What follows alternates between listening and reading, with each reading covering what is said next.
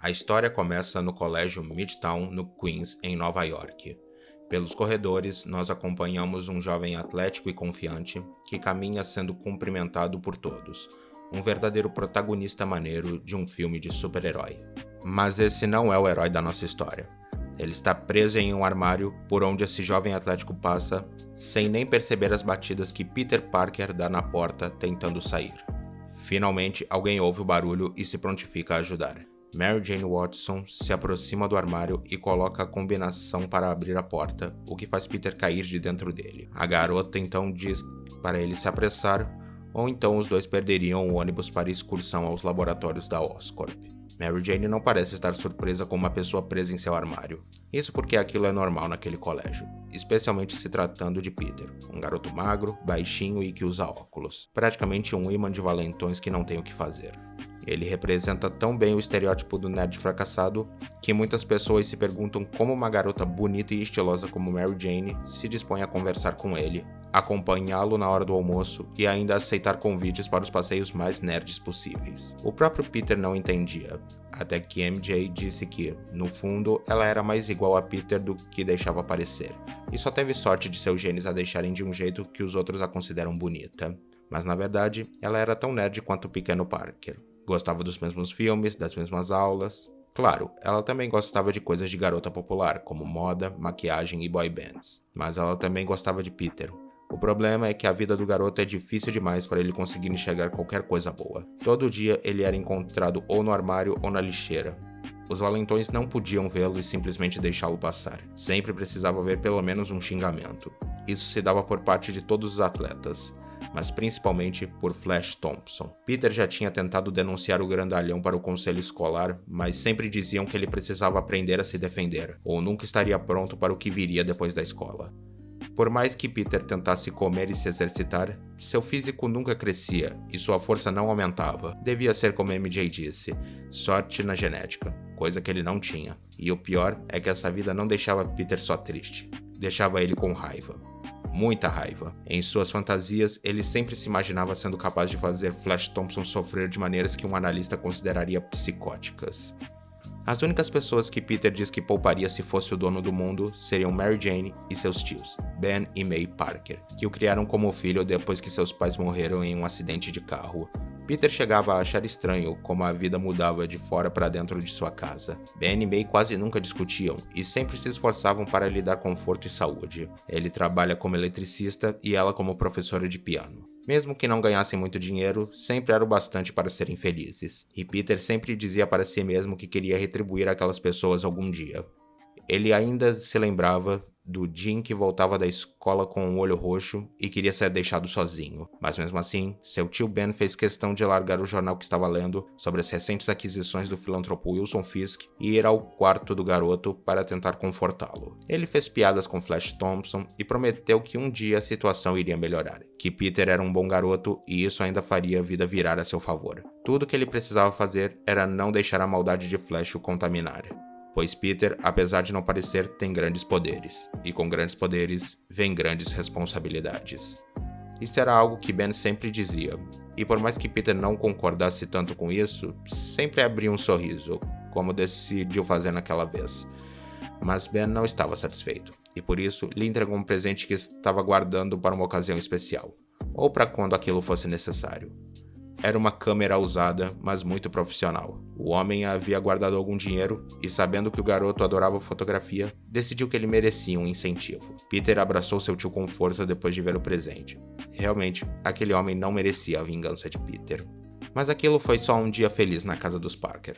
Agora, Peter estava saindo do ônibus em direção ao prédio da Oscorp. Mary Jane era sua dupla, e os dois estavam muito interessados quando chegaram a um setor de laboratórios que, segundo a mulher que os guiava, buscava a cura para todas as doenças do mundo a partir da recombinação genética entre espécies. Segundo ela, os avanços eram promissores e apresentou suas primeiras cobaias, 7 aranhas geneticamente modificadas a partir de radiação controlada, com as habilidades combinadas de diversas espécies. Nesse momento, MJ May chama a atenção da guia e diz que só estava vendo 6 aranhas no mostruário. Ninguém percebe que a aranha que está faltando caminha por uma parede próxima e entra em um duto de ventilação. Mais tarde, durante um intervalo do passeio, Peter vai ao banheiro e lá se encontra com Flash e 2 colegas atletas.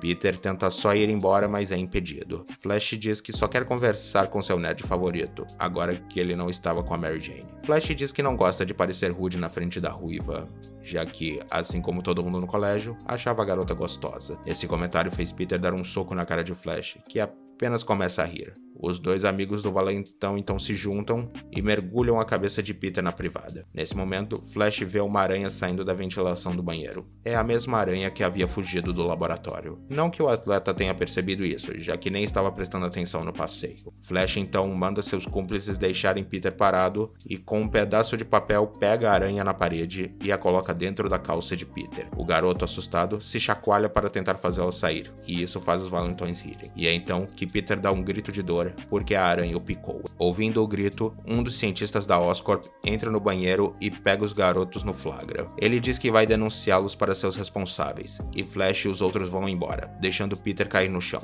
O cientista ajuda Peter a se levantar e pergunta se ele está bem, mas o garoto está tão revoltado que só empurra o cientista para o lado e vai embora. Ele chega em casa de noite com seus tios preocupados desde que a escola ligou, dizendo que ele tinha fugido da excursão. O casal exige explicações, mas o garoto explode com eles. Ele diz que nenhuma câmera de presente acabava com o que ele sofria fora de casa.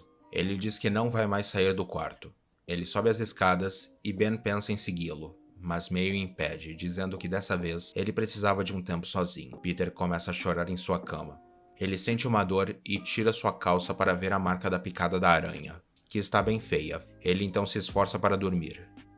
Cortamos agora para uma loja de conveniência no meio da noite, sendo assaltada por um trio de ladrões. O grupo quebra a vidraça do lugar e foge com algumas notas soltas de dinheiro. Um deles parece preocupado, mas outro garante que, àquela hora da noite, nenhum policial apareceria. Os 3 então entram em um beco, onde são surpreendidos por um homem. Um dos ladrões tira uma arma de seu bolso e a aponta para o homem misterioso, mandando ele ir embora. O homem então se apresenta como Herman Schultz e diz que não está lá para criar problemas, apenas avisar os garotos de que, se quisessem cometer crimes naquele território e em outros 57 espalhados pela cidade, teriam que prestar tributo ao rei do crime.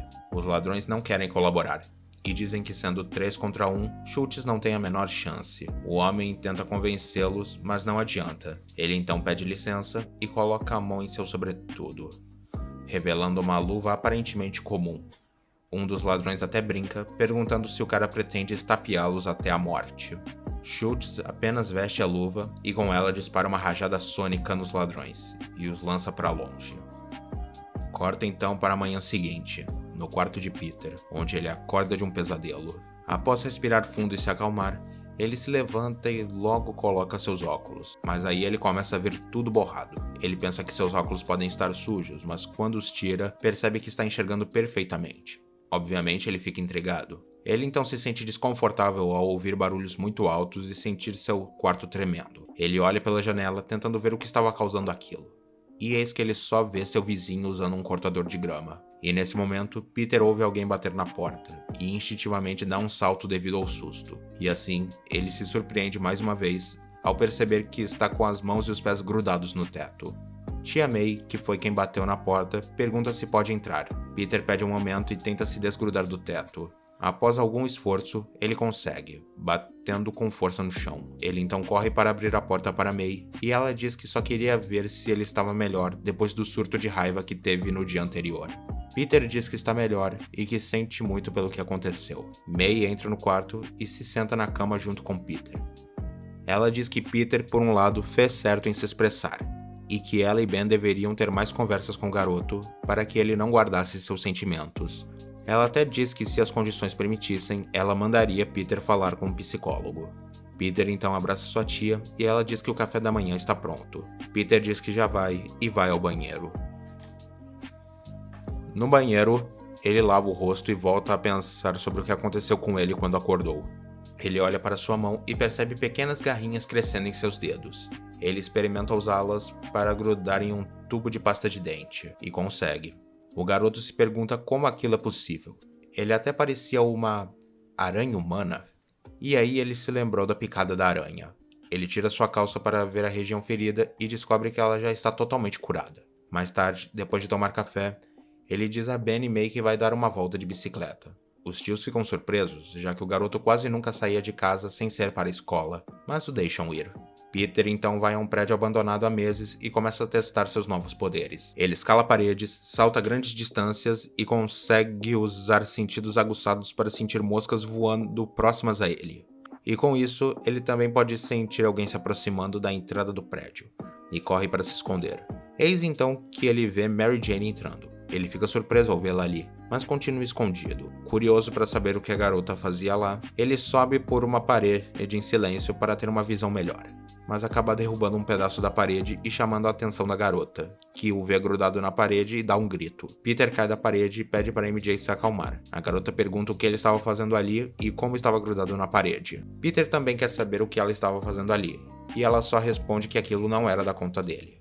Os dois então conversam. Peter descobre que MJ sempre ia àquele lugar para se afastar de seus pais, e Peter revela seus novos poderes para a amiga. Inclusive, em um momento que os dois fazem um cumprimento com as mãos, é quando os dois descobrem que Peter também pode produzir teias a partir de seus pulsos, mas não consegue lançá-las longe. A dupla concorda em não deixar ninguém saber sobre os poderes, pois se as pessoas poderosas descobrissem, com certeza iriam querer dissecar Peter. Mas MJ dá a ideia do garoto usar uma máscara e usar suas novas habilidades para se tornar uma celebridade, como um novo destaque turístico de Nova York. Várias pessoas do mundo inteiro viriam pela chance de ver o espetacular Homem-Aranha. Com isso, eles até poderiam ganhar dinheiro com doações de turistas e talvez até com aparições em programas de TV. Peter gosta da ideia, pois assim talvez pudesse ajudar seus tios com as contas, e MJ acreditava que, com seu próprio dinheiro, em breve poderia se mudar da casa de seus pais, já que tinha quase 18 anos. Eles concordam e começam os preparativos. Peter faz pesquisas e usa seu conhecimento científico para projetar um aparelho que serviria para lançar suas teias orgânicas mais longe, para que ele pudesse se balançar entre os prédios. E MJ, que tinha prática com costura, projetou o traje do Homem-Aranha. Algo chamativo, mas não tão animado. Algo que o tornasse misterioso. Quem sabe até assustador. Eles planejam fazer a primeira aparição do Homem-Aranha no próximo jogo entre escolas. Teria bastante gente para ver o personagem, e ainda vinha com o bônus de roubar os holofotes de Flash e sua turma. Mas as coisas não saíram como planejado.